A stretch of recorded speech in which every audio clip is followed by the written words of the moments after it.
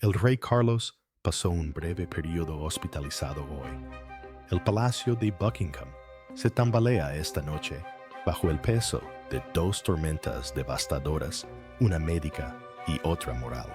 Nuevos informes internos afirman que la reina Camila se ha retirado discretamente del cuidado del rey, justo cuando la salud de su majestad se deterioraba gravemente, desatando una ola de furia en toda Gran Bretaña y suscitando preguntas que ningún asesor real se atreve a responder en voz alta.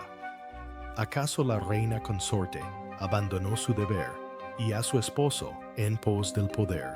Todo comenzó con una declaración palaciega inusualmente breve, de apenas 3 frases que destrozaron la ilusión de calma. Tras sus pulidas palabras se escondía el caos. La condición del rey Carlos ha entrado en una nueva fase. Fuentes confirman que esa frase no era rutinaria. Era el código real para un declive irreversible. En cuestión de minutos, la oficina de prensa del palacio se llenó de llamadas. Los periodistas exigían aclaraciones. ¿Se encontraba estable el rey? ¿Era posible el tratamiento? Pero la pregunta más inquietante provenía de dentro. ¿Dónde estaba Camilla, la reina consorte, quien durante mucho tiempo ha proyectado la imagen de una compañera fiel? No estaba cerca de Balmoral cuando el equipo médico del rey dio la alarma el martes por la noche. En cambio, permaneció en Clarence House, supuestamente tomándose un tiempo para reflexionar. Esa frase también causó conmoción. No era el lenguaje del amor ni del deber. Era el lenguaje de la distancia. Los asesores de Palacio, que hablaron bajo condición de anonimato, describen un sorprendente cambio de roles. Fue Catalina, no Camila, quien intervino. Fue ella quien coordinó las reuniones informativas, llamó a Ana y contactó a los médicos. De la noche a la mañana, la princesa de Gales se convirtió en el centro emocional y operativo de la monarquía.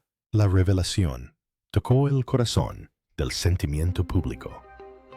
En las salas de estar de todo el país, el silencio de Camila se interpretó como una traición. Al amanecer, las emisoras transmitieron imágenes de Catalina saliendo de Windsor hacia Balmoral serena, concentrada y visiblemente agotada, mientras que el coche de Camila fue fotografiado saliendo de la ciudad hacia un destino desconocido. Al amanecer, hashtags como ¿dónde está Camila? Y de pie con Catalina eran tendencia en las redes sociales británicas. En palabras de un comentarista de alto rango, ese fue el momento en que la reina consorte perdió la sala. El palacio mismo estaba sumido en el caos. Lo que debería haber sido una noche de coordinación médica se convirtió en una crisis política. El personal de la Casa Real se dividió en 2 bandos, uno leal a Guillermo y Catalina, quienes habían asumido discretamente la responsabilidad de la comunicación pública, y otro aún vinculado al despacho privado de Camila, que había permanecido en silencio desde la noche anterior. Incluso los cortesanos más veteranos quedaron atónitos ante la ausencia de la reina. Un funcionario visiblemente conmocionado declaró extraoficialmente a la BBC: habíamos preparado todos los protocolos, todos los anuncios posibles, excepto que la reina no se presentaría. Eso no estaba previsto ni una sola vez. Durante décadas, la monarquía ha sobrevivido al escándalo gracias a la unidad, pero ahora la ilusión de unidad se había desvanecido.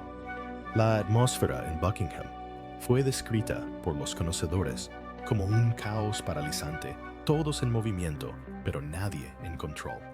En medio de la confusión, la princesa Ana llegó silenciosamente a Balmoral, como siempre lo hace, sin comitiva, sin cámaras, solo con un propósito. Su presencia, según sus asesores, trajo un soplo de serenidad a una casa que se tambaleaba por el miedo y la frustración. La llegada de Ana también reforzó los rumores de que ella, y no Camila, se había convertido en la confidente más fiel del rey en los últimos meses. El verdadero punto de quiebre llegó horas después, cuando un memorando confidencial circuló entre el personal directivo. La nota escrita con el membrete del rey, pero supuestamente redactada por el equipo de Guillermo, decía: la continuidad del deber y la compasión deben permanecer inquebrantables. Para los observadores reales más experimentados, esta no era una declaración cualquiera. Era una reprimenda directa. Compasión era la palabra que faltaba en cada descripción del comportamiento de Camila. Por la tarde, la historia ya no giraba en torno a la salud del rey. Se trataba de la ausencia de la reina. Los analistas de televisión comenzaron a reproducir imágenes antiguas contrastando las refinadas sonrisas públicas de Camila y la serena constancia de Catalina. Un segmento mostraba a Catalina consolando a una enfermera durante una visita a la unidad de oncología a principios de este año, yuxtapuesto con la risa de Camila en un evento de polo semanas después. El contraste fue brutal y efectivo, pero quizás el golpe más dañino no vino de los medios, sino del propio palacio. Un asesor de alto rango filtró que Camila se había negado en privado a viajar a Balmoral, alegando agotamiento emocional. Al ser presionada, supuestamente, le dijo al personal: no puedo volver a enfrentarme a esa habitación. Que se encarguen ellos. Que se encarguen ellos. Esas 4 palabras resonaron como una bofetada en la cara de la monarquía. Para una nación que ya estaba preocupada por su rey, esto era imperdonable. El historiador real, Dr. Stephen White, lo describió sin rodeos en directo por televisión. Cuando la difunta reina enfermó gravemente, su familia la apoyó. Lo que vemos ahora es lo contrario, y el público no olvidará quién dio un paso atrás y quién dio un paso adelante. Incluso corresponsales veteranos, habitualmente cautelosos con el lenguaje, comenzaron a usar palabras antes impensables para una reina consorte en funciones: abandono, distancia, ambición, etc. Mientras tanto, el propio rey permanecía bajo observación, rodeado, no por su esposa, sino por su hijo, su hermana, y la mujer, que la nación ahora considera su brújula moral, la princesa Catalina.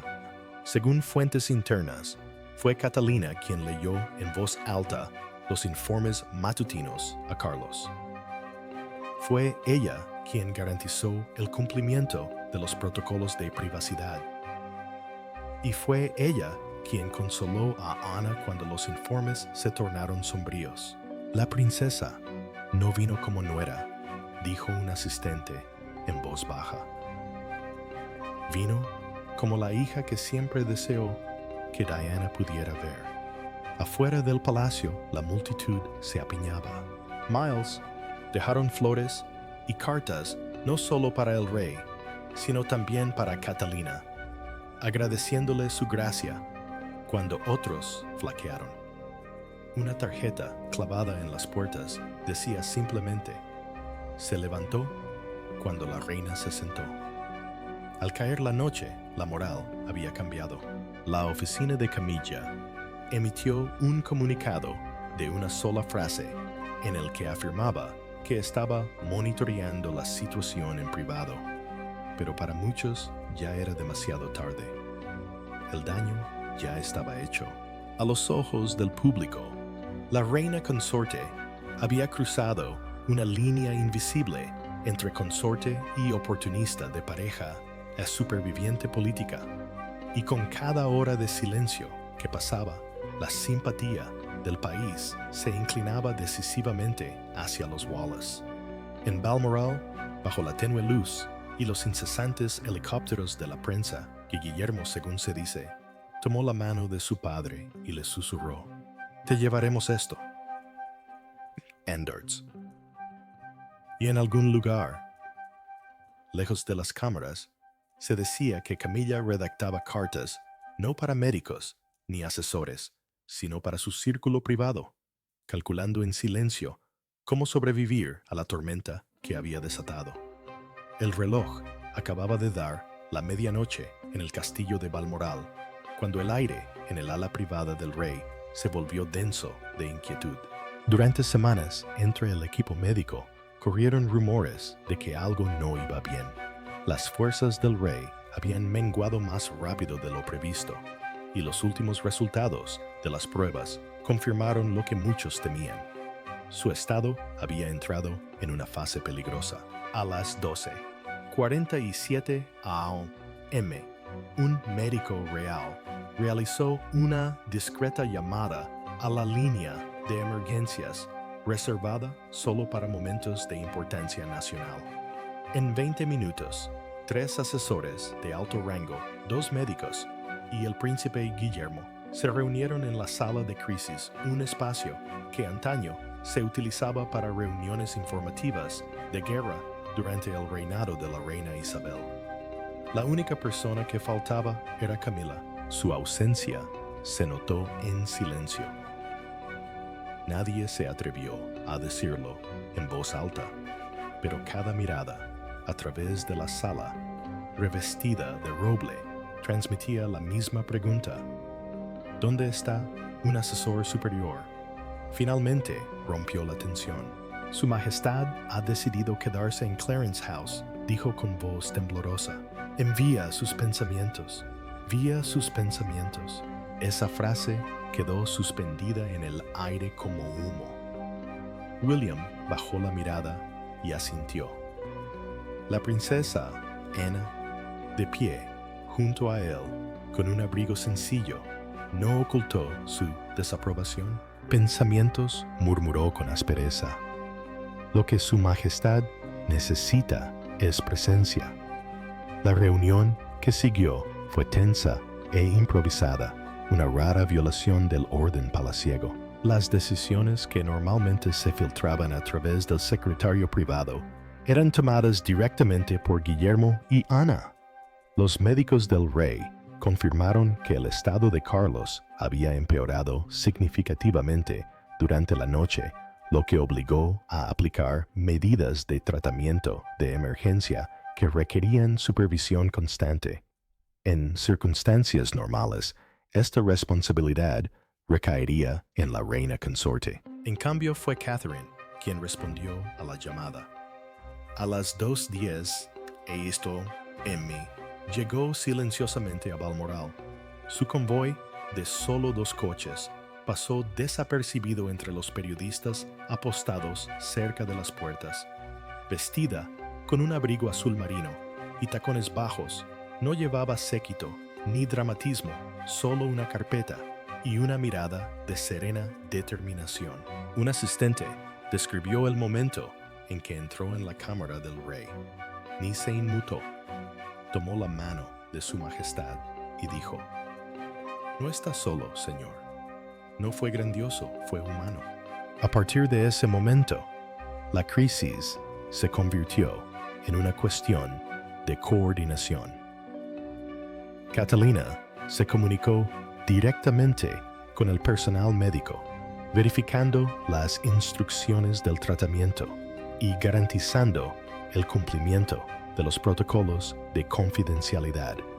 Mientras tanto, Guillermo se encontraba en la sala contigua, elaborando un plan de comunicación actualizado para el equipo de prensa del palacio. El lenguaje debía encontrar un equilibrio, una garantía sin engaños. Al amanecer, los Wallace y la princesa Ana habían logrado lo que la maquinaria palaciega no pudo restablecer: el orden con pura compostura. Pero más allá de los muros del castillo, la narrativa ya había empezado a cambiar. Mientras Catalina atendía discretamente al rey, el nombre de Camila había desaparecido de las agendas internas. La oficina de prensa confirmó que no tenía previstos actos públicos para la semana, una decisión extraña, considerando el deterioro de la salud del monarca. Dentro del palacio, los asistentes intercambiaron miradas inquietas. Algunos especularon que se había retirado por el dolor. Otros, más cínicos, murmuraron que estaba esperando a ver cómo se desmoronaba el equilibrio de poder.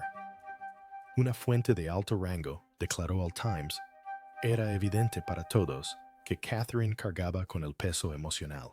La oficina de Camila ni siquiera envió personal a Balmoral. Era un vacío, y en ese vacío entró la princesa de Gales. El contraste no podría haber sido más marcado. La compasión de Catalina fue espontánea e imprevista. La ausencia de Camila fue estratégica y escalofriante. Al mediodía, los medios de comunicación estaban inundados de comentarios. Los expertos reales señalaron que esta fue la primera gran crisis del reinado de Carlos en la que la reina consorte no había aparecido a su lado. Incluso la prensa extranjera comenzó a cuestionar la imagen que se le dio. Un titular francés captó con crudeza el sentimiento público. La reina se desvanece y la princesa se desvanece. La reina desaparece y la princesa se alza. En Balmoral, Guillermo y Ana se reunieron en privado con el médico del rey.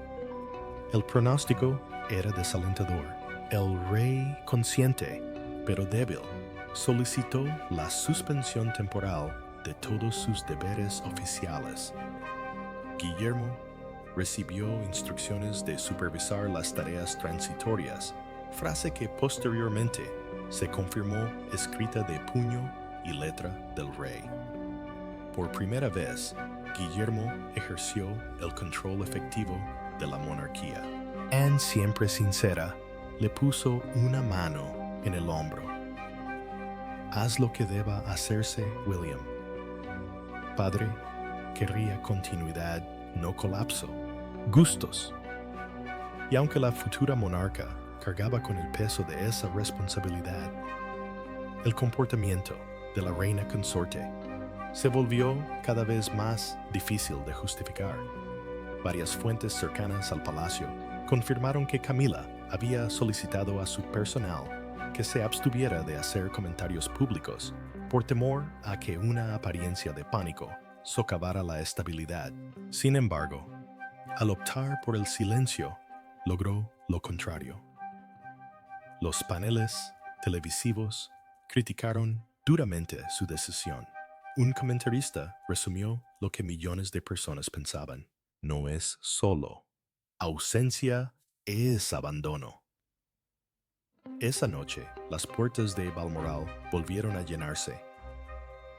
Ciudadanos, turistas y simpatizantes reales se reunieron bajo un cielo gris con velas y fotografías. Muchos acudieron no solo por el rey, sino también por la princesa de Gales, la mujer considerada como el pilar de la monarquía.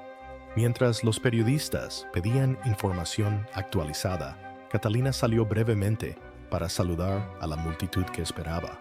No pronunció ningún discurso, solo un saludo silencioso y una frase que resonó en las salas de redacción de todo el mundo: ya está descansando, lo cuidaremos. La sencillez de sus palabras tocó la fibra sensible. En cuestión de horas, los periódicos de toda Gran Bretaña publicaron su foto en portada junto a un único titular: Deber en silencio. En contraste, la imagen de Camilla quedó sepultada en las últimas páginas, descrita como aislada e inaccesible.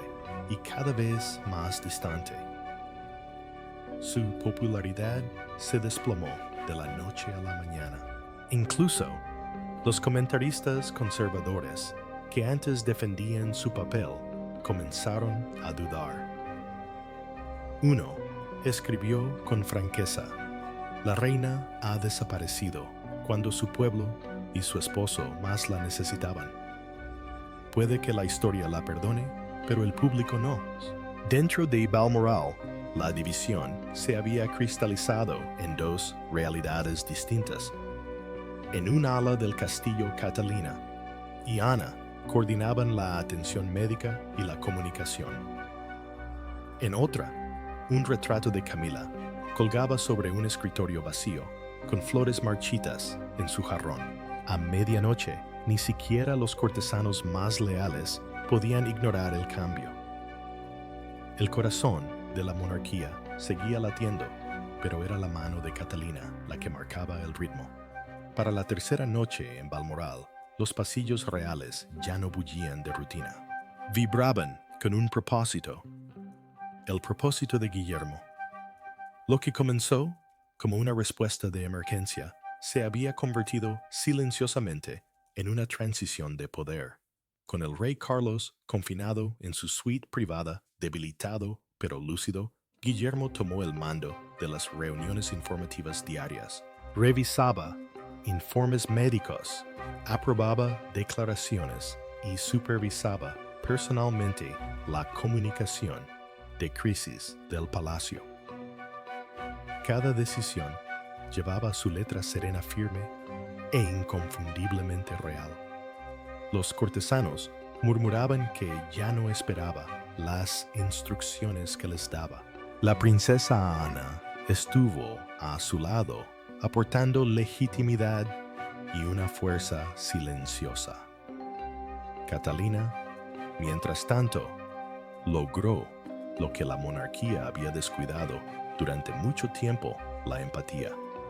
Su presencia suavizó la tensión que se había instalado como niebla sobre el palacio. Cada fotografía suya, saliendo de la habitación del rey o dirigiéndose al personal, transmitía el mismo mensaje: el deber había encontrado a su verdadero heredero. Pero en Londres, una energía muy distinta se estaba gestando. Camilla había desaparecido por completo de la vista pública. Su secretario privado recibió instrucciones de rechazar entrevistas, cancelar apariciones y evitar alimentar la especulación. Sin embargo, cada negativa solo avivaba las sospechas. Cuando se filtró la noticia de que la reina consorte se había negado a asistir a una reunión interna sobre el estado de salud de Carlos, estalló la indignación. El público, ya de por sí nervioso, lo interpretó como una prueba de egoísmo. Un titular de periódico decía simplemente: Gran Bretaña pregunta, ¿dónde está la reina? Dentro del palacio, las consecuencias fueron inmediatas. Los asesores, que antes pertenecían al círculo íntimo de Camila, comenzaron a inclinarse hacia Guillermo. Algunos se ofrecieron a informarle directamente. Otros compartieron discretamente su correspondencia con asesores superiores. Lo que antes era lealtad, ahora era control de daños. Una fuente privilegiada describió el cambio sin rodeos. Cuando la reina se retiró, el futuro rey avanzó. No hubo una toma de poder, solo un vacío. Y él lo llenó. El punto de inflexión simbólico llegó cuando el consejo privado se reunió a distancia ese viernes. Tradicionalmente, la reina consorte asistía como apoyo a la monarca. Esta vez era Catalina la que estaba sentada junto a Guillermo en la videollamada. La imagen era imposible de ignorar. En esos 20 minutos, la imagen de la monarquía cambió no por decreto ni coronación, sino por su discreta competencia. Catalina representó la serenidad. Guillermo representó el mando. Juntos encarnaron la estabilidad en un momento en que la corona se desmoronaba. Camila, observando desde lejos, se sintió sorprendida. Fuentes del palacio afirman que estalló de ira al darse cuenta de que los Wallaces habían aparecido en su lugar. Sin embargo, ni siquiera su frustración tenía autoridad. La percepción pública ya había cambiado. El historiador real, Dr. Martin Hale, comentó en antena: así es como ocurren las transiciones modernas, no con ceremonia, sino con confianza. Cuando una figura flaquea a otra, simplemente toma el escenario. Y mientras la nación encendía velas por el rey, las transmisiones televisivas comenzaron a referirse a Guillermo y Catalina como las manos firmes de la monarquía. La frase, aunque sutil, marcó un cambio radical de tono. En cuestión de días, lo que comenzó como una enfermedad se convirtió en algo más grave, un ajuste de cuentas. La monarquía evolucionaba en tiempo real y por primera vez, desde el fallecimiento de la reina Isabel, el pueblo británico sintió un rumbo. Con esa claridad, la sombra de Camila comenzó a desvanecerse. Su silencio ya no era estratégico, era irrelevante. El silencio de Clarence House ya no podía confundirse con dolor. Era un cálculo y estaba a punto de estallar. Tras casi una semana de reclusión, la reina Camila reapareció. No en persona, sino por escrito. Múltiples fuentes palaciegas confirmaron que había comenzado a enviar una serie de cartas manuscritas a altos cortesanos y mensajes de periodistas afines que difuminaban la línea entre la defensa privada y la manipulación pública. En estas cartas, Camila se presentaba como la guardiana incomprendida de la monarquía. He apoyado a su majestad cuando otros le dieron la espalda. Una nota, según se dice, decía: no me retiro, preservo la dignidad. Pero dentro del palacio, pocos creían que sus palabras correspondieran a sus acciones. La primera filtración provino de su propio círculo. Un miembro del personal, alarmado por su tono, le confesó que los mensajes de la reina consorte estaban llenos de resentimiento, especialmente hacia Catalina. En una carta, describió a la princesa de Gales como una mujer bien intencionada que se extralimita. En otra, aún más dura, la acusó de estar demasiado ansiosa por complacer a las cámaras. Al amanecer, los tabloides ya tenían su titular: La furia privada de Camilla.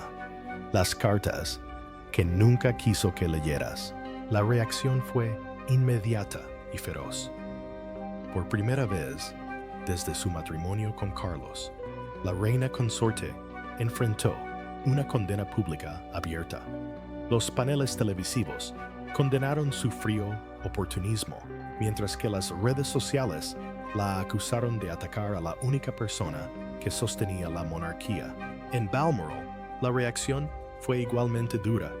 La princesa Ana, siempre directa, supuestamente dijo durante una sesión informativa: cuando la nación reza por su esposo, no se escriben cartas, se prepara una maleta y se va a verlo. Se decía que Guillermo, aunque aparentemente tranquilo, estaba furioso. El momento de la filtración había reavivado la agitación justo cuando la condición de su padre se había estabilizado ligeramente. Ella convirtió la compasión en escándalo, susurró un asesor. Toda la buena voluntad que la monarquía había recuperado estaba repentinamente en peligro.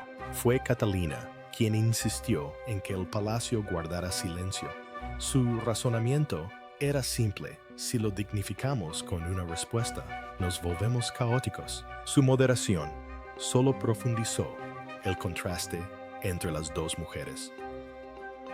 Mientras el nombre de Camila llenaba las columnas de chismes, las discretas visitas de Catalina a los hospitales locales, sus amables saludos a las multitudes en las afueras de Balmoral y su inquebrantable devoción al rey la transformaron en un símbolo viviente del deber. Sin embargo, a puerta cerrada el daño era real. Las actualizaciones de salud del rey, antes estrictamente controladas, comenzaron a filtrar breves fragmentos de verdad distorsionados por la especulación. Los aliados de Camila dentro del equipo de comunicaciones fueron acusados de proporcionar información selectiva a periodistas comprensivos. Un artículo particularmente incendiario sugería que el declive del rey se había exagerado para reforzar la autoridad de Guillermo, una afirmación que los conocedores del palacio descartaron inmediatamente como ficción creada para alimentar la inseguridad personal. Era la primera vez en la historia real moderna que el comportamiento de una reina consorte en funciones se describía internamente como desestabilizador. ¡Ay, qué gorda!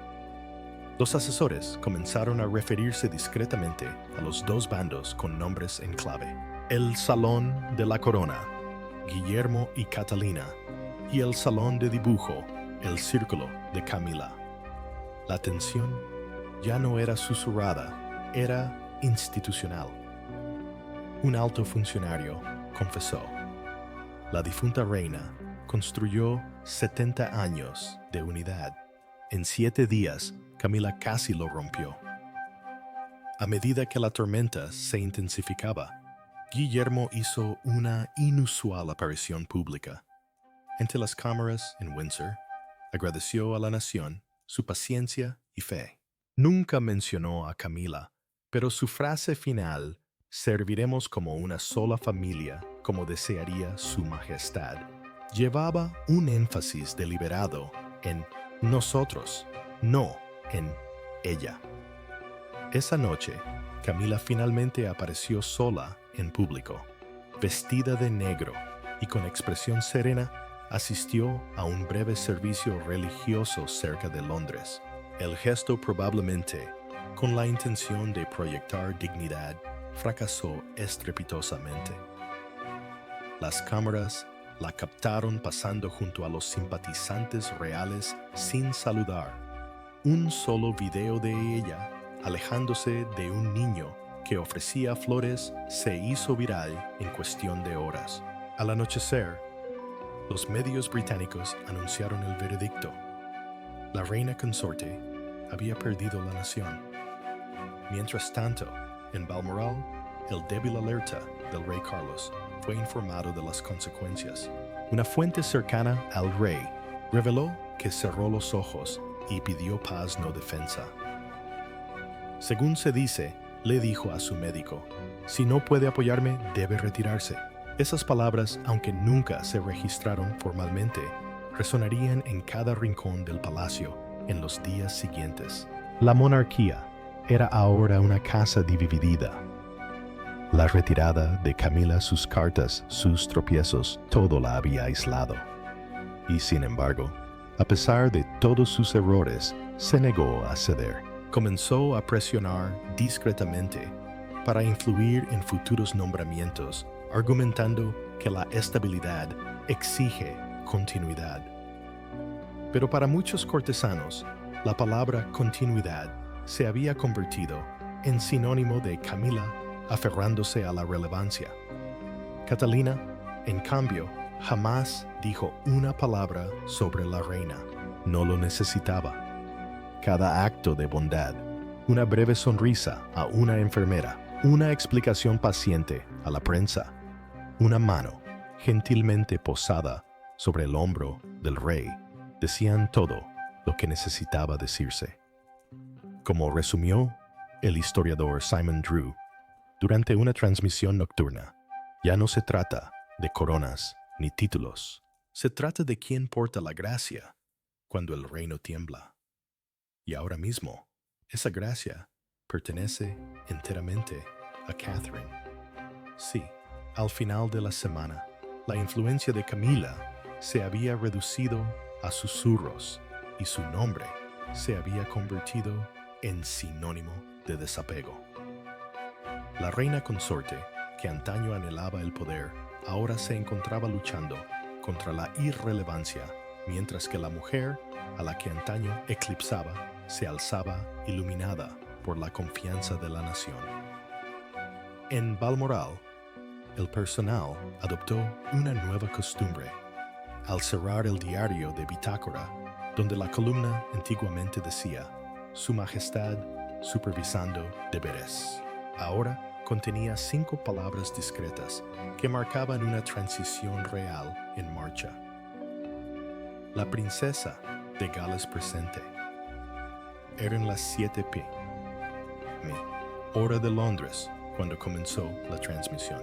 En todo el Reino Unido, los televisores se encendieron, se corrieron las cortinas, las salas de estar quedaron en silencio y la imagen del rey Carlos III apareció frágil, pálida, pero serena, de una manera que inspiraba reverencia. Durante semanas, el país había esperado noticias suyas. Ahora, mientras su voz temblaba por las ondas, Gran Bretaña se preparaba para la verdad. Mi salud ha sido una prueba. Comenzó suavemente, haciendo una pausa entre palabras, pero no es solo mía. Pertenece a todos los que aman a este país y a todos los que cargan con su futuro. Quienes temían lo peor, lo percibieron en su tono. No era solo una actualización, era una despedida disfrazada de gratitud. Habló del servicio, del ejemplo de la difunta reina y de la fragilidad del liderazgo. Bajó la mirada brevemente y la cámara captó el tenue destello de unas lágrimas. Entonces, en un momento que acapararía los titulares durante días, Carlos mencionó a Catalina por su nombre.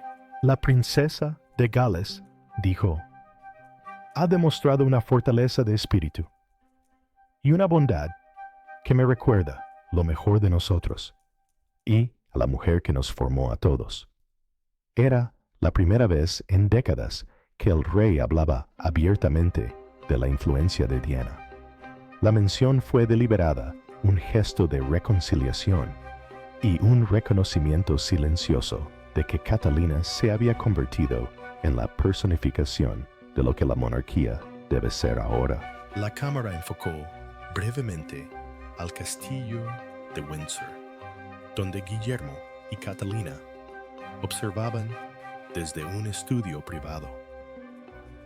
El personal comentó más tarde que ella se secó una lágrima susurrando. No tenía por qué hacerlo.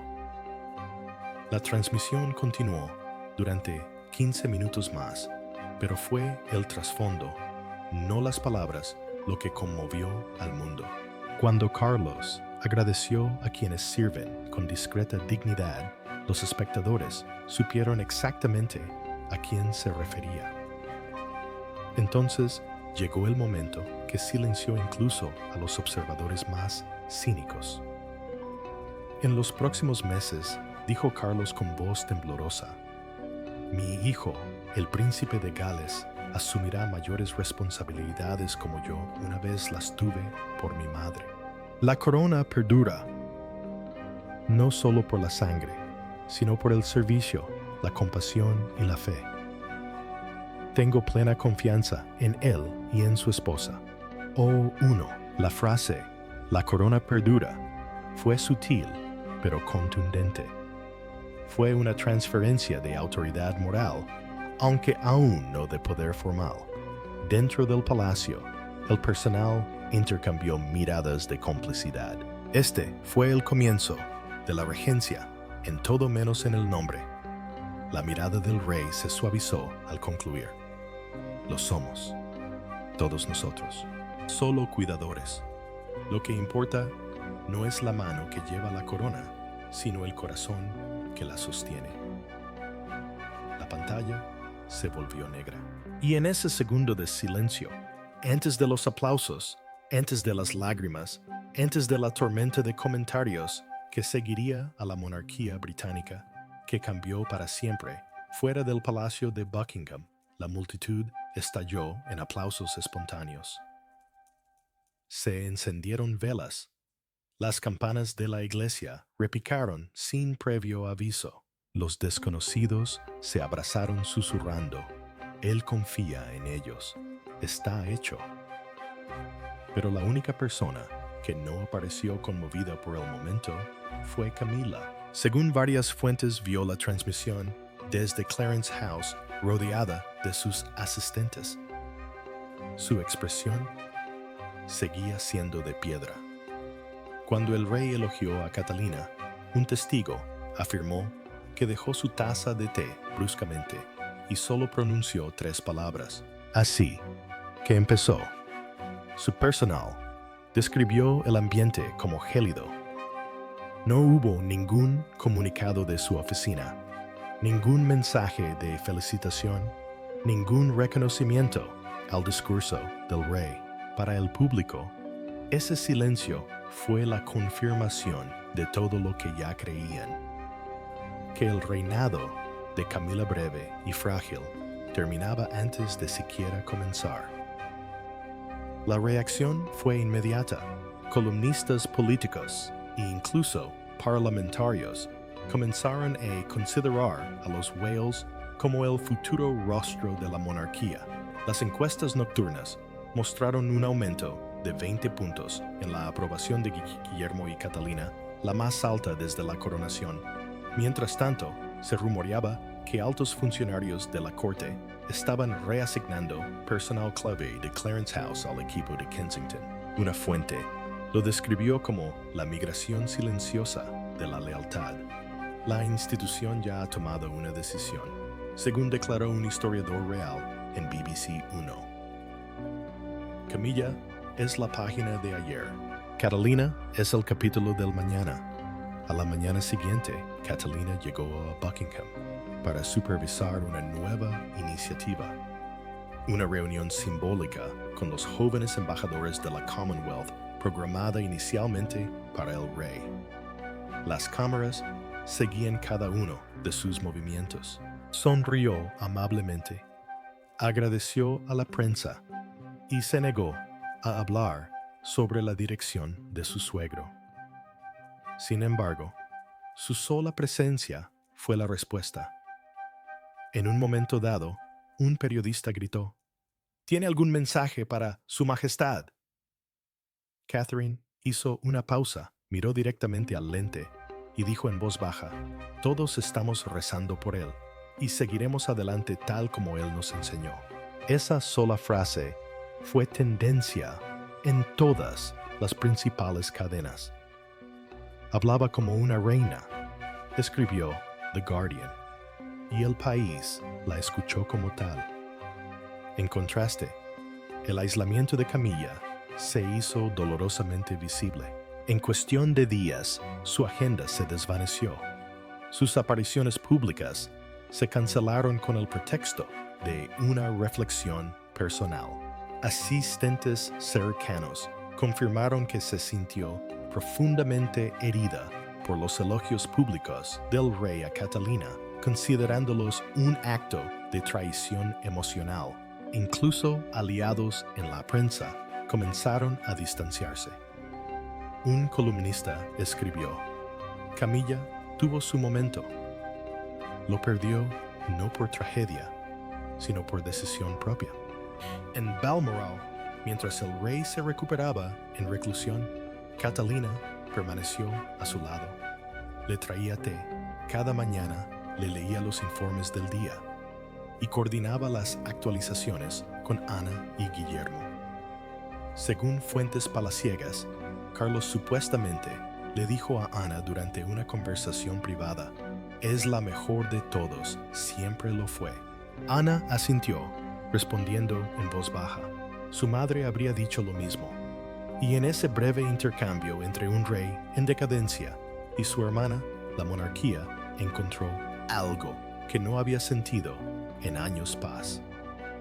Al final de la semana, se publicaron las fotografías oficiales La imagen mostraba al rey Carlos sentado junto a Catalina, con Guillermo de pie tras ellos, en la inconfundible composición de un monarca, su heredero y compañero de su sucesor. Camila estaba ausente. El texto debajo de la imagen decía simplemente continuidad y cuidado. Pero para todos los presentes significaba algo mucho más profundo. El rey había hablado y la corona ya se había retirado. Comenzó en silencio, sin coronación ni proclamación, solo una sutil reorganización de la luz dentro de la familia real. Tras el emotivo discurso del rey Carlos, la transformación se hizo visible en todas partes. En el tono del discurso público, en la forma en que el palacio emitía sus declaraciones y sobre todo en los rostros que representaban a Gran Bretaña ante el mundo. Catalina era ahora el centro de atención. Su retrato, publicado por el palacio, días después la mostraba vestida de azul pálido, serena, fuerte y sin adornos. Debajo, el epígrafe decía: para el servicio, para el pueblo, para la corona. No era un título, pero tenía más peso que cualquier corona. Multitudes se congregaban frente al Palacio de Kensington cada mañana dejando tarjetas dirigidas con sencillez a nuestra futura reina. En todo el país, los presentadores de noticias elogiaron su compostura y gracia, describiéndola como el puente entre dos épocas. Incluso dignatarios extranjeros comenzaron a dirigir correspondencia formal a su oficina, invocando el protocolo de transición. Dentro del palacio, la jerarquía estaba cambiando rápidamente. Guillermo presidía las reuniones de emergencia en lugar del rey, mientras que Catalina supervisaba los programas humanitarios antes dirigidos por la propia reina Isabel. La maquinaria monárquica se reprogramaba silenciosa y eficientemente en torno a ellos. Pero en otro ámbito de la vida real, el silencio de Camila se convirtió en ausencia. Se retiró a Ray Mill House, la finca de Wiltshire, que una vez consideró su santuario, buscando descanso y privacidad. Solo unos pocos empleados permanecieron con ella. Quienes la visitaron describieron a una mujer rodeada de retratos descoloridos y correo sin abrir. Su corona estaba pulida, pero intacta. Lo di todo por ser vista, le dijo supuestamente a un asistente, y ahora desean que desaparezca. La compasión del público era escasa. La narrativa se había endurecido. Camila, antes considerada una superviviente, ahora era vista como la artífice de su propia caída. Todos los titulares comparaban su desapego con la devoción de Catalina. Una reina reza, otra se esconde. La nación elige la gracia. Mientras tanto, el rey frágil, pero lúcido, halló consuelo en la renovada unidad de su familia. En una de sus últimas audiencias privadas, le pidió a Guillermo que se asegurara de que Catalina nunca se abandonara a la institución. Esas palabras compartidas posteriormente por la princesa Ana resumieron el último acto de sabiduría de un padre. Y así, al acercarse el otoño, en Gran Bretaña, la monarquía se transformó no por decreto, sino por ejemplo. Una reina consorte se había marchitado, una princesa había ascendido, y un rey, en el ocaso de su reinado, se había asegurado de que la corona descansara en manos más firmes y puras. En las escaleras de Windsor, Catalina apareció una mañana con Guillermo y sus hijos. Sin ceremonias, sin grandeza, solo la luz del sol abriéndose paso entre las nubes. Cuando le preguntaron cómo estaba, el rey sonrió y dijo: «Está descansando y seguimos adelante juntos». Esa frase, repetida en todas las cadenas, se convirtió en el cierre no oficial de un capítulo real. El nombre de Camila desapareció de la agenda pública. Catherine llenó cada rincón. El cambio de poder, que comenzó con susurros, terminó con aplausos. Y mientras Gran Bretaña miraba hacia el futuro, una verdad se había hecho evidente. Había comenzado la era de la fuerza silenciosa, y su emblema ya no era la corona en sí, sino la mujer que la llevaba con gracia mucho antes de que fuera suya.